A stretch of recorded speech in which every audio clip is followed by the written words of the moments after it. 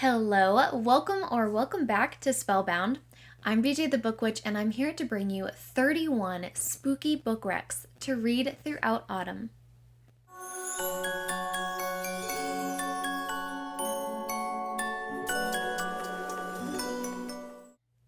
Spooky season is upon us, my friends, and on the eve of my birthday, I have come alive once again on the September 30th to bring you 31 spooky books to read with me throughout the autumn. Let's start with middle grade. Dark Waters by Katherine Arden. So first of all, I am obsessed with Katherine Arden, and I have been obsessed with this series ever since the first book came out a few years ago. The first book is called Small Spaces, and it's about a girl on a field trip.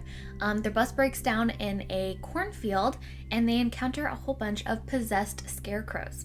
So I'm reading Dark Waters because it is the next in the series, and it's about a girl who goes on a either camping trip or spring break to a creepy lake or lakefront resort. And I'm reading it because it's the next in the series and I haven't read it yet. But if you're looking for something distinctly autumnal, I would highly recommend the first book in the series, Small Spaces. The Books of Elsewhere, The Second Spy by Jacqueline West. This series follows Olive after she and her parents move to a very creepy house previously owned by a mysterious painter and his witch daughter. There's also 7 talking cats, all with very distinct personalities. This book series is super cute. Doll Bones by Holly Black. So I've wanted to read this one forever, and I'm so glad that I actually just recently picked it up. So I will be reviewing this one in my Spooky Reads wrap-up. But this book is a Newbery Honor winner, and it's about a boy who, he and his 2 friends really love make-believe. And in all of their games of make-believe, there is a very creepy China doll that they call her the Queen. And even though they've never played with her or taken her out of the glass case where she lives, they have just always referred to her as the queen over their games. But as the boy starts to enter middle school, his dad tells him that he must leave all of his childish make-believe games behind. And when that happens, they start to notice some pretty mysterious behavior coming from the doll. This Is Not a Werewolf Story by Sandra Evans. This is the story of Roux, a loner kid who is not lonely. His greatest joy is escaping to a lighthouse deep in the heart of the woods. There he waits for sunset and the mysterious shape-shifting phenomenon that allows him to go home too. Shady Hollow by Juneau Black.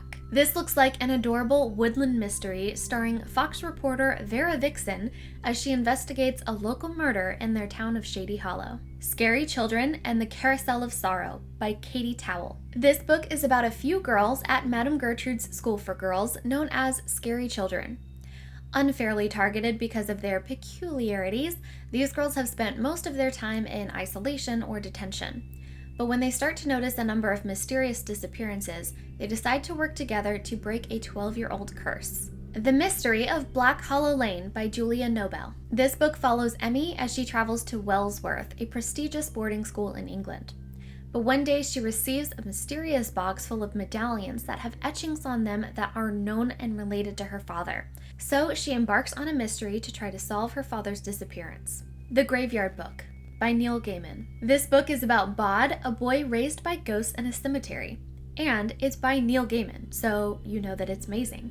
But if you need further proof, this book is also wildly popular, selling more than 1 million copies, and it is the winner of both the Newbery Medal and the Carnegie Medal. The Cursed Carnival and Other Calamities by Riordan and others. This collection of short stories features the voices of Riordan and other distinct middle grade authors as they weave original, fast-paced stories and adventures set in multiple worlds. City of Ghosts by V.E. Schwab. This series follows Cass, a girl who can speak to the dead and see beyond the veil.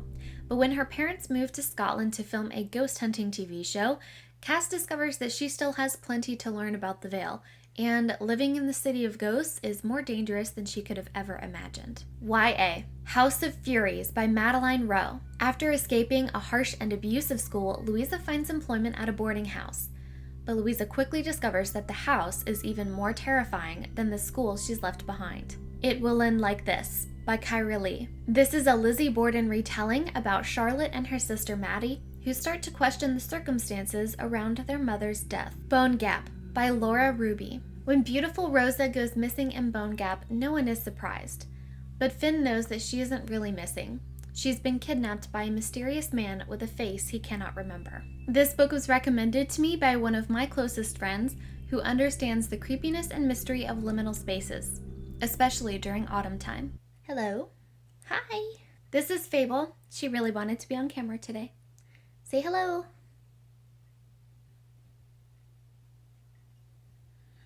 YA Fantasy, Not Good for Maidens by Tori Bovalino. First of all, this cover. This is a story about a goblin market that lives below the streets of New York, the Wicked Women, a family of witches who cares for its victims, and a curse that spans generations. Thriller. The Woman in the Mirror by Rebecca James. This is a chilling, modern Gothic novel about a family consumed by the shadows and secrets of its past. Straddling two timelines, one in 1947 when Alice Miller accepts the post as governess at Winterbourne Hall, a mysterious manor that stands atop a bluff overlooking the English countryside at Cornwall and the sea beyond, and present day, when art curator Rachel Wright learns that she is a descendant and heir to Winterbourne. But as Rachel digs deeper into the past, she uncovers the hidden secrets of the estate and finds herself tangled up in a centuries-old tale of vengeance. The Orphan of Cemetery Hill by Hester Fox. This book follows Tabby, a young woman who can communicate with the dead and works as a sort of caretaker at a Boston cemetery.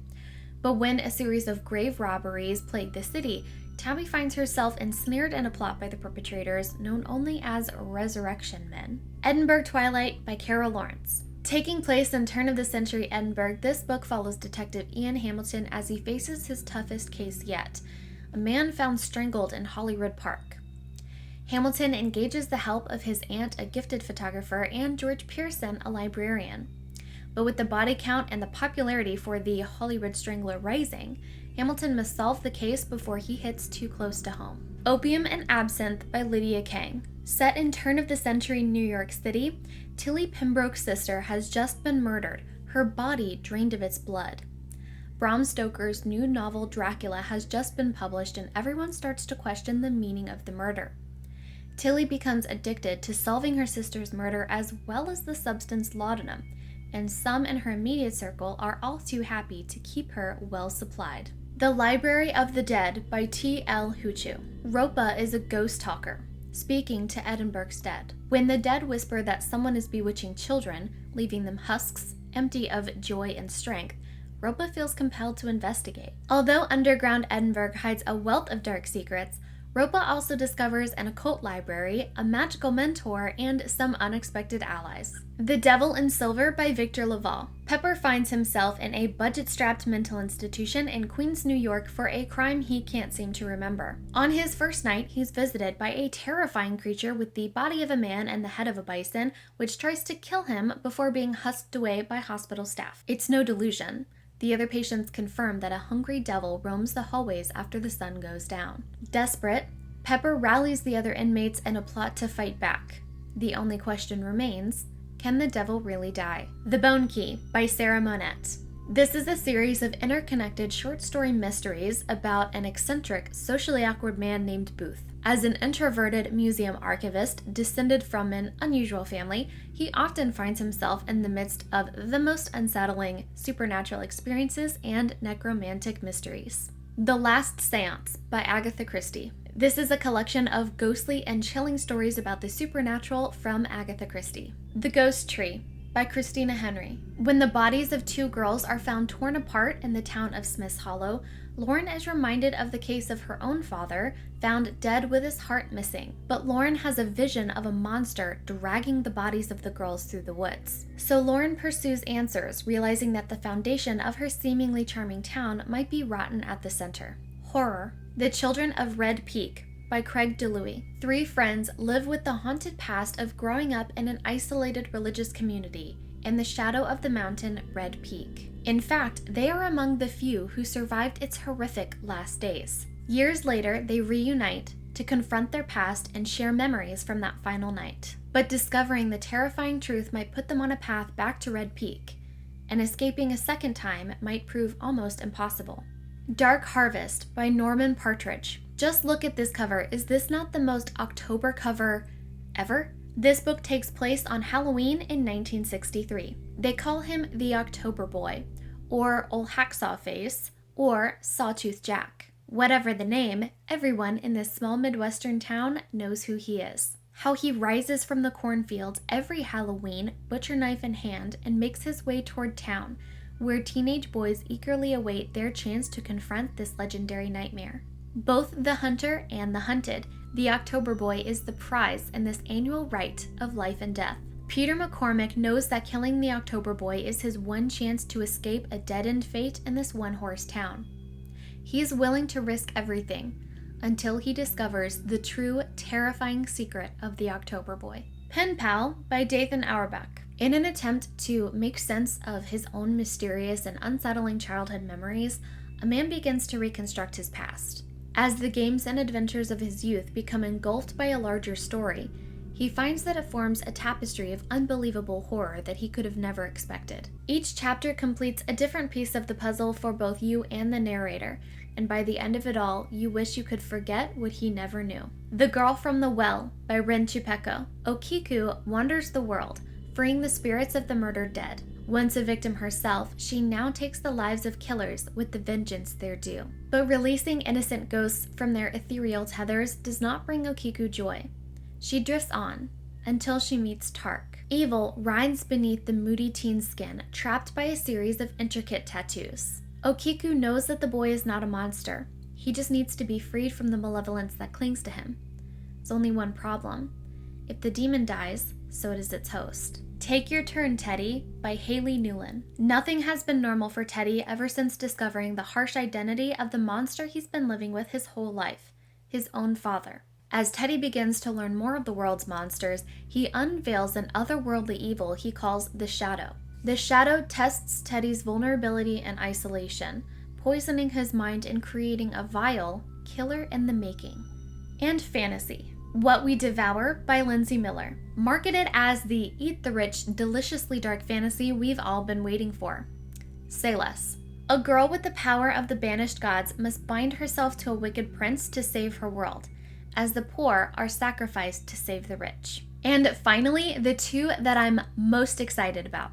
I picked up these two based off of straight vibes from my two closest friends.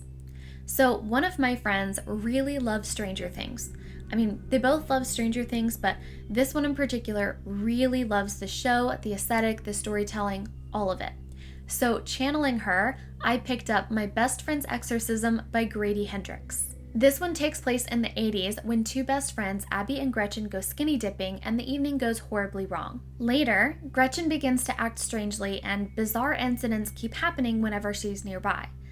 Essentially, Gretchen is possessed and it's up to Abby to save her. I am here for the 80s vibes and I can't wait to read it. My other close friend is a huge fan of the film Labyrinth. In fact, for our most recent PowerPoint night, she did her entire 45-minute presentation on the film. It was called Into the Labyrinth, an intimate look into how a probably problematic lighter version of the Dark Crystal helped to shape a young woman's sexuality and fascination with the intricate workings of media that mixes live actors with puppetry and the juxtaposition of childlike entertainment with very adult themes such as pants that leave nothing to the imagination, along with riding boots and a riding crop. My God, they had to know what they were doing, all to a soundtrack of incredible synth sounds found in the popular music of the late 20th century. So channeling that energy, I picked up The Shadow Glass by Josh Winning. This book follows Jack, dealing with the sudden death of his late father, a one-time film director named Bob Corman. Bob poured his heart and soul into the creation of his 1986 puppet fantasy, The Shadow Glass, a film Jack loved as a child and idolizing its fox-like hero, Dune. But The Shadow Glass flopped on release, deemed too scary for kids and too weird for adults, and Bob became a laughingstock, losing himself to booze and self-pity. In the wake of Bob's death, Jack returns to this decaying home, creaking with movie memorabilia and painful memories. Then, during a freak thunderstorm, the puppets in the attic start talking. Tipped into a dangerous quest to save London from the more nefarious of his father's creatures, Jack teams up with excitable fanboy Toby and spiky studio exec Amelia to navigate the labyrinth of his father's legacy while conjuring the hero within. Honorable mentions: If you're still looking for something truly Halloween-y, I highly recommend Something Wicked This Way Comes by the Pumpkin King himself, Ray Bradbury. This is about a boy who is intrigued by a very unsettling carnival that makes its way to his small hometown, and it's very, very good. I also highly recommend The Halloween Moon, a middle grade by Joseph Fink. This one was one of my favorite books from last year, and it's about Hester, a girl who's told by her parents that she's too old to go trick-or-treating. She's determined to go anyway and sneaks out of the house, but then she soon discovers that something is not quite right this year. There's strange and terrifying trick-or-treaters, a sinister ice cream truck, jack-o'-lantern bombs, and a Halloween witch are all part of a large curse that's placed on her small town, and it's up to Hester to break it. If you couldn't tell, I absolutely love this time of year. The spring and summer seasonal depression is finally wearing off, and I can truly just appreciate the slow decay of the year around me. I think it's a beautiful, cozy, and enchanting time of year, and my favorite season to pick up some truly spooky reads. I hope you found some inspiration from this list, and please let me know down below if you've read any of these books and what you thought about them. And if you liked this video, give it a thumbs up, and if you loved it, hit subscribe. And of course, there's always Instagram. Stay safe, stay spooky, and as always, happy reading.